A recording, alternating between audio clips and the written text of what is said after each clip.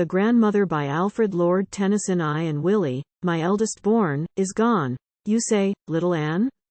Ruddy and white, and strong on his legs, he looks like a man. And Willyĺs' wife has written.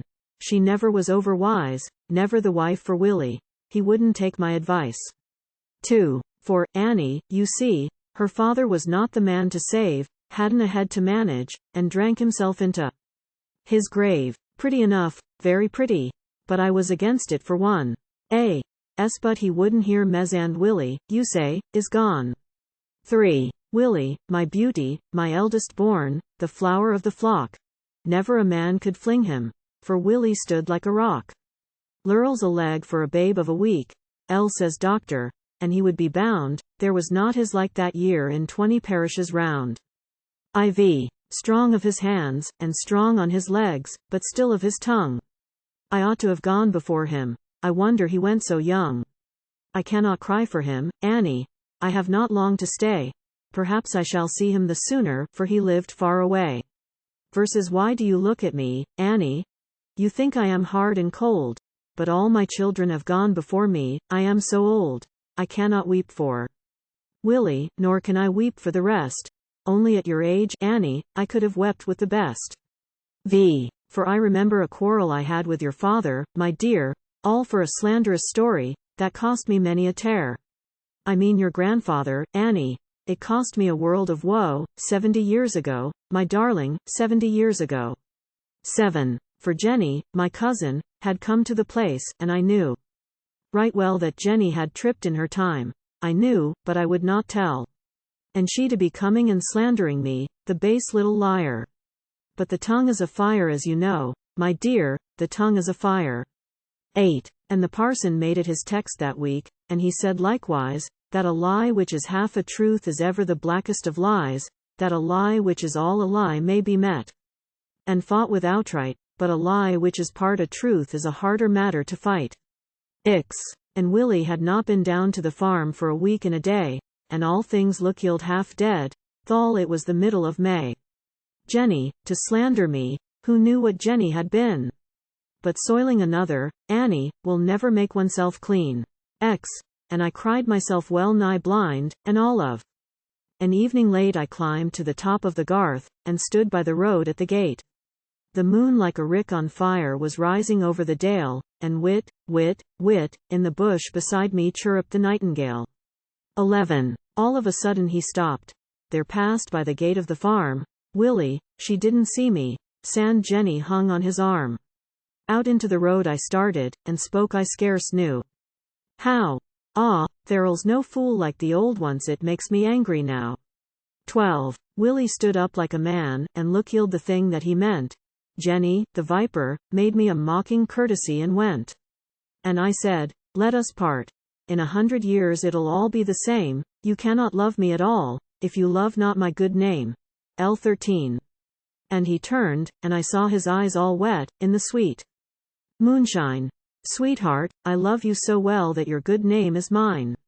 And what do I care for Jane, let her speak of you well or ill, but marry me out of hand, we two shall be happy still. YeHereĺs. I'll marry you, Willy. Said I. But I needs must speak my mind, and I fear you'll listen to tales, be jealous and hard and unkind. But he turned and clasped me in his arms, and answered, no. Love, no. 70 years ago, my darling, 70 years ago. 15. So Willy and I were wedded. I wore a lilac gown, and the ringers rang with a will, and he gave the ringers a crown. But the first that ever I bare was dead before he was born, shadow and shine is life, little Annie, flower and thorn. 16. That was the first time, too, that ever I thought of death. There lay the sweet little body that never had drawn a breath. I had not wept, little Anne, not since I had been a wife, but I wept like a child that day, for the babe had fought for his life. 17. His dear little face was troubled, as if with anger or pain.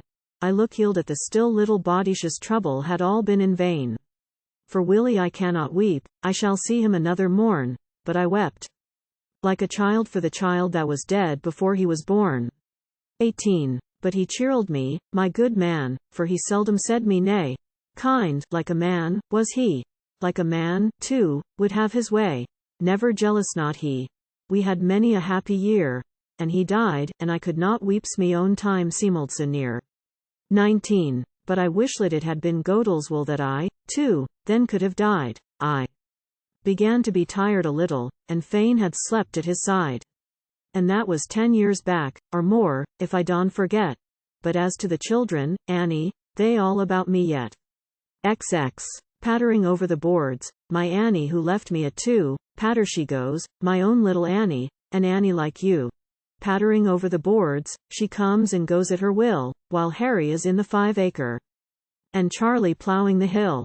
21. And Harry and Charlie, I hear them Tuesday sing to their team. Often they come to the door in a pleasant kind of a dream. They come and sit by my chair, they hover about my beds, I am not always certain if they be alive or dead. 22. And yet I know for a truth, there'ls none of them left alive, for Harry went at 60, your father at 65. And Willy, my eldest born, at nigh 70. I knew them all as babies, and now they elderly men. 23. For mine is a time of peace, it is not often I grieve. I am oftener sitting at home in my father's farm at eve, and the neighbors come and laugh and gossip, and so do I. I find myself often laughing at things that have long gone by. 24. To be sure the preacher says, our sins should make us sad. But mine is a time of peace, and there is grace to be had. And God, not man, is the judge of us all when life shall cease. And in this book, little Annie, the message is one of peace. 25. And age is a time of peace, so it be free from pain, and happy has been my life, but I would not live it again. I seem to be tired a little. That'l's all, and long for rest. Only at your age, Annie, I could have wept with the best. 26. So Willy has gone, my beauty, my eldest born, my flower. But how can I weep for Willy, he has but gone for an hour, gone for a minute, my son, from this room into the next. I, too, shall go in a minute. What time have I to be vexed? 27. And Willyĺs' wife has written, she never was overwise. Get me my glasses, Annie, thank God that I keep my eyes. There is but a trifle left you, when I shall have passed away.